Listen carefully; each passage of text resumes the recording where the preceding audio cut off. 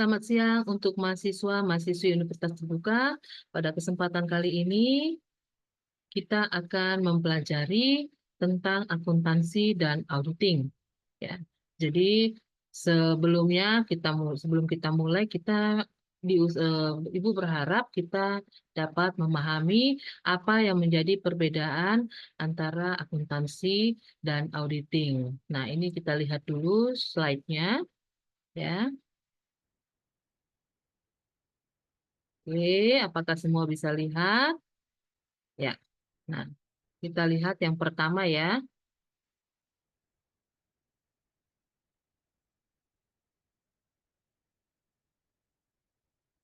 Nah, di sini kita harus paham dulu apa yang menjadi definisi dari akuntansi ya. Jadi di sini akuntansi itu adalah proses pencatatan, pengklasifikasian dan pelaporan serta penyajian data-data keuangan suatu badan usaha yang gunanya apa? Untuk memberikan informasi bagi pihak yang membutuhkan dan digunakan untuk mengambil suatu keputusan di dalam perusahaan ya.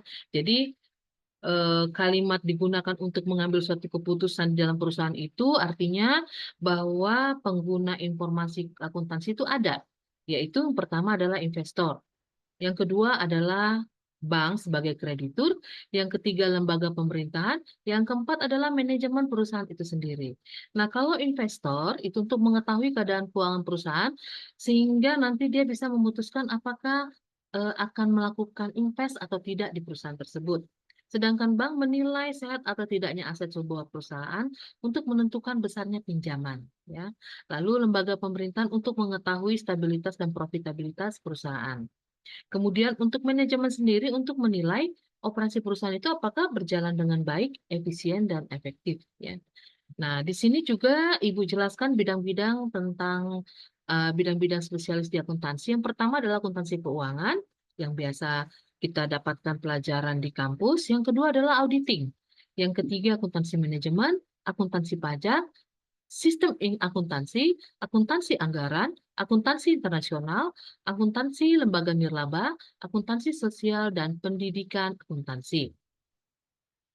Nah, kalau kita lihat di sini ada perkembangan profesi akuntansi, ya. Jadi ada yang namanya sama, audit juga begitu, ada namanya akuntan publik, akuntan internal, akuntan pemerintahan, dan akuntan pendidik. Kalau akuntan publik itulah yang kita kenal dengan lembaga independen atau akuntan yang memberikan jasa pemeriksaan laporan keuangan. Sedangkan akuntan internal adalah akuntan manajemen yang bekerja pada perusahaan yang tujuannya untuk mengatur keuangan dan administrasi perusahaan. Sedangkan akuntansi pemerintahan, contohnya adalah BPK, BPKP, Badan Pengawas Keuangan dan Pembangunan, serta inspektorat. Ya, yang terakhir adalah akuntansi pendidik. Nah, ini adalah dosen, ya, yang mengajarkan akuntansi. Kemudian pengakuan pendapatan di akuntansi itu ada dua, ada yang namanya cash basis dan accrual basis. Cash basis itu mengakui pendapatan pada saat uang tersebut diterima atau dikeluarkan. Sedangkan accrual, pencatatan transaksi yang terjadi di masa lalu itu dengan berbagai hak dan kewajibannya di masa yang akan datang itu baru diakui. Ya, jadi itu bedanya antara cash basis dan accrual basis, ya. Kemudian kita lihat contoh. Persamaan akuntansi itu wajib kalian tahu bahwa persamaan akuntansi adalah aset sama dengan harta tambah kewajiban. Kita ambil contoh. Januari 2023, Bapak Budi menyetorkan modalnya 10 juta. Berarti ada dua akun di sini. Yang pertama kas, yang kedua adalah modal.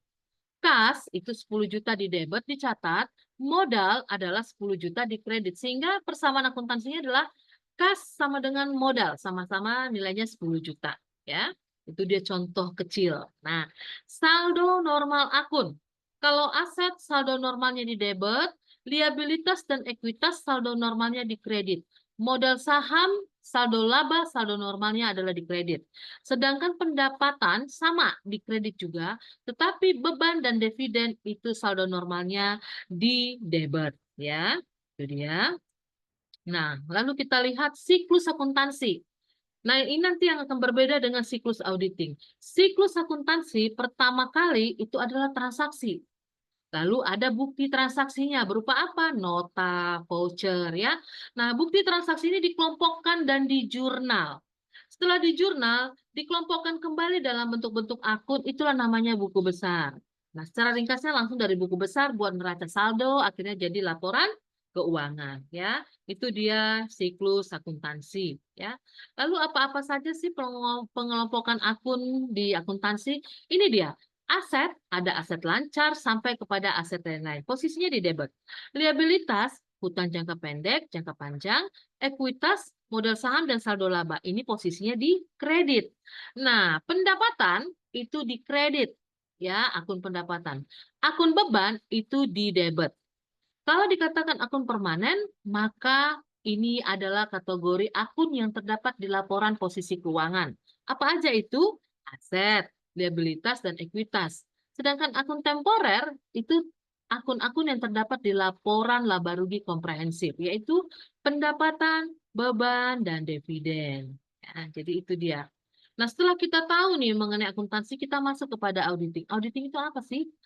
Auditing adalah proses pengumpulan, pengevaluasian bukti atas informasi untuk menentukan apakah kesesuaian informasi itu sudah sesuai dengan kriteria yang ditentukan. Contohnya SAK atau SPAP, ya. Jadi harus sesuai. Nah, kalau tadi akuntansi dia mencatat dari transaksi sampai menjadi laporan keuangan. Sedangkan auditing dia kebalikannya, memeriksa apakah laporan keuangan itu sudah sesuai dengan SAK atau tidak. Lalu diurut-urut-urut sampai kepada transaksi. Jadi dia berbanding terbalik proses pemeriksaannya, ya. Auditing itu harus dilakukan oleh orang yang independen dan kompeten. Auditor adalah orang yang melakukan audit, harus memiliki kualifikasi tertentu dan memahami kriteria yang digunakan serta harus memiliki kecakapan, ya. Auditor audit mempunyai nilai rendah jika auditor tidak dapat bersikap bersikap objektif dan independen. Ya, itu dia definisi auditing.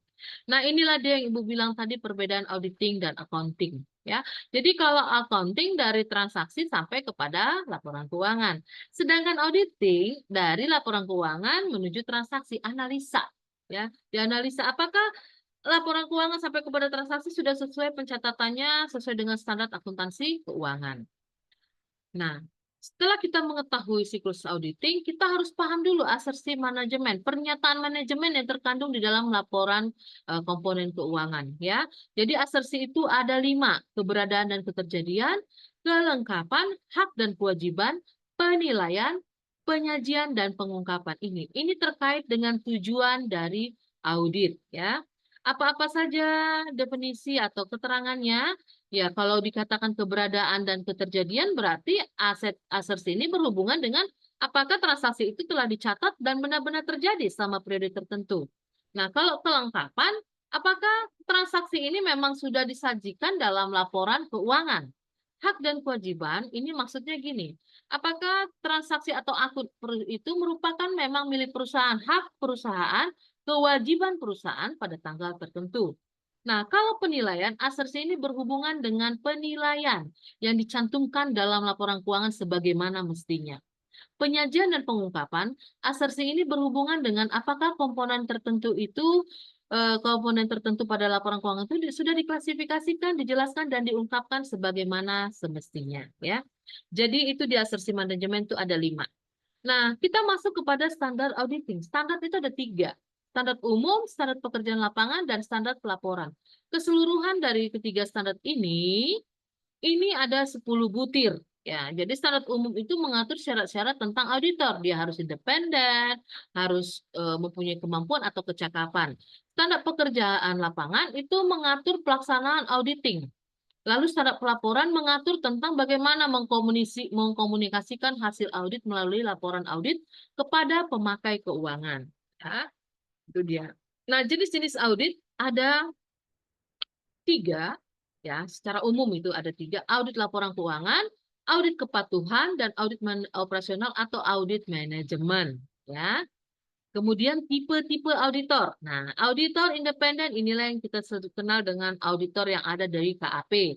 Auditor internal ini sudah pasti karyawan perusahaan yang melakukan tugasnya mengamati atau menganalisa laporan keuangan. Lalu auditor pemerintahan. Nah, ini contohnya adalah BPK, Badan Pemeriksa Keuangan, BPKP, Badan Pengawas Keuangan, serta inspektorat, ya, itu dia. Kemudian setelah kita tahu nih, jenis-jenis audit, jenis-jenis auditor, kita lihat jenis opini. Opini itu ada 5. Pendapat wajar tanpa pengecualian, unqualified opinion, ini yang bagus. Pendapat wajar tanpa pengecualian dengan bahasa penjelas. Lalu pendapat wajar dengan pengecualian. Yang keempat, pendapat tidak wajar. Yang kelima adalah pernyataan tidak memberikan pendapat. Ya, jadi ada 5 opini auditor. Setelah kita tahu, maka kita masuk kepada bukti audit. Bukti audit itu adalah segala informasi yang mendukung angka atau informasi lain yang disajikan dalam laporan keuangan. Jadi kalau bukti audit sudah kuat, maka auditor itu akan memperkecil skop pemeriksaannya karena dia sudah yakin kebenaran dari laporan keuangan tersebut. Nah, kalau kita lihat inilah dia jenis-jenisnya. Ada bukti fisik, ada bukti dokumenter, dan lain-lain. Adik-adik bisa atau mahasiswa-mahasiswi bisa lihat di slide ya. Kemudian prosedur audit untuk memperoleh bukti itu ya melalui observasi, pengamatan, analisa, inspeksi, perhitungan kembali ya. Jadi bukti audit ini sangat mendukung opini auditor. Jadi kalau sudah kuat bukti audit, maka opini auditor itu akan semakin tajam. Ya, skop pemeriksaan pun semakin diperkecil. Nah, Ibu rasa itu penjelasan sepintas tentang perbedaan antara akuntansi dan audit. Eh, Ibu rasa seperti itu. Nah, kalau misalnya adik-adik belum paham tentang eh, akuntansi dan auditing, silakan berpartisipasi di forum diskusi untuk menanyakan lebih lanjut. Ibu akan berusaha untuk menjawab satu persatu apa yang menjadi kendala dan Ibu berusaha memberikan solusi terbaik. Lalu kalau misalnya kurang paham melalui ruang diskusi boleh atau boleh ke alamat Gmail Ibu yaitu di dumamegariaelizabeth@gmail.com. Terima kasih mahasiswa-mahasiswi Universitas Terbuka atas perhatiannya pada sesi kali ini. Terima kasih dan salam sehat.